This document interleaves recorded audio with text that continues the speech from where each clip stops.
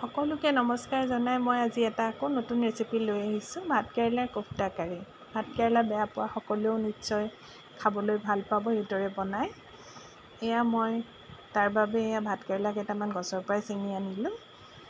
কুমলীয়া ভাতকেৰেলা এইকেইটা মই গুচাই ধুই পখালি পিহনাত মিহিকৈ ৰুকি ল'ম। মই পিহনাত ৰুকি ল'লোঁ আৰু আনফালে মই কেৰাহীখন পাতি দিলোঁ গেছত। মিঠাতেল দিলোঁ আৰু তাতে মই অলপমান জিৰা 1 চামুচমান দিলোঁ। তাৰপিছত মই ভাতকেৰেলাখিনি দিলোঁ, অলপ লৰাই লৈ তাতে জোখত নিমখ হালধি আৰু জিৰা ধনিয়াৰ গুড়ি অলপ দিলোঁ, চিলি ফ্লেক্স অলপ দিলোঁ আৰু এইখিনি ভালকৈ সিজালৈকে ভাজিলোঁ। আৰু যদি প্ৰয়োজন হয় আপোনালোকে অকণমান বেচনৰ গুড়ি দিব পাৰে, মই দিয়া নাই। এইখিনি হোৱাৰ পিছত মই নমাই ঠাণ্ডা হ'বৰ কাৰণে ৰাখি থ'লোঁ আৰু আনফালে মই অকণমান পনীৰ ল'লোঁ।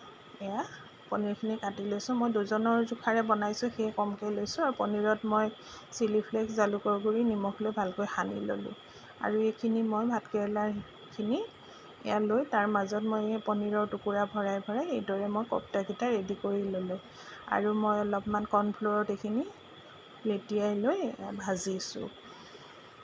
মচমচীয়া হোৱাকৈ ভাজি নমাই ৰাখিলোঁ। এতিয়া মই গ্ৰেভিৰ কাৰণে সেইখিনি ৰেডি কৰি ল'ম। তাৰ কাৰণে মই বিলাহী, পিঁয়াজ, কাজু, আদা, নহৰু অলপ পানী দি শুকান জলকীয়া 2টা দি পেলাই গেছত কুকাৰটো পাতি দি এটা হুইচেল মাৰি ল'লোঁ আৰু আধা বাতি দৈ ল'লোঁ। তাত জিৰা গুড়ি, ধনিয়া গুড়ি, ৰঙা জলকীয়া গুড়ি দি মিহলাই ৰেডি কৰি ল'লোঁ। আনফালে আকৌ কেৰাহীখন পাতি দিলোঁ, তাতে তেল দিলোঁ আৰু 1 টেবুল চামুচ বাটাৰ দিলোঁ। তাতে মই এখন তেজপাত দিলোঁ এখিলা আৰু গোটা গৰম মছলা দিলোঁ, লং, ইলাচি, ডালচেনি। সেইখিনি ভাল গোন্ধ এটা আহোঁতে যিখিনি মই সিজাই লৈছিলোঁ পিঁয়াজ, বিলাহী, সেইখিনি মই পেষ্ট বনাই ইয়াত দি দিলোঁ আৰু তেল এৰালৈকে ভাজিলোঁ।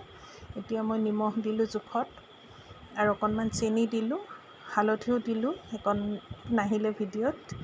আৰু তেল এৰাৰ পিছত মই দৈৰ মিশ্ৰণখিনি দি দিলোঁ আৰু সেইখিনিও তেল এৰালৈকে ভাজি লৈ গৰম পানী আধা কাপ দিলোঁ আৰু তৰকাৰীখিনি ঠিক হওঁ হোৱালে মই ক্ৰীম অলপ দি দিলোঁ, ফ্ৰেছ ক্ৰীম আৰু তাৰপিছত অলপ মই কচুৰি মেথি দিলোঁ।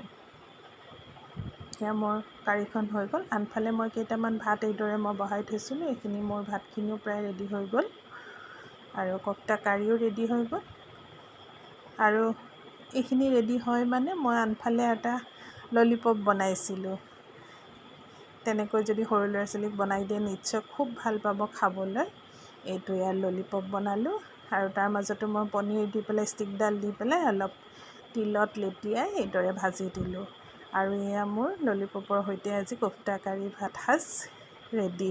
খাই চাব আপোনালোকে।